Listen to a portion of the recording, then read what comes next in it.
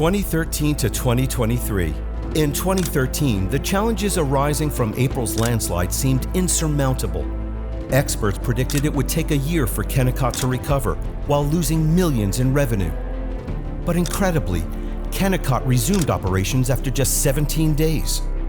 It was a remarkable feat, followed by a critical risk management program that would transform processes and dramatically improve safety.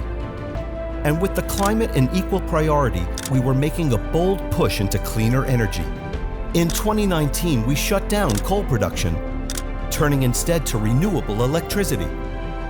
It was a brave move that saw Kennecott become the first producer to be awarded the Copper Mark.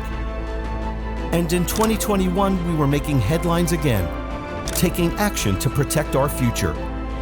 We became just the second U.S. producer of tellurium, a vital component of solar panels. With substantial new investment, we've secured operations at Kennecott until at least 2032, and we have more ore still waiting underground than we've ever mined in our 120-year history.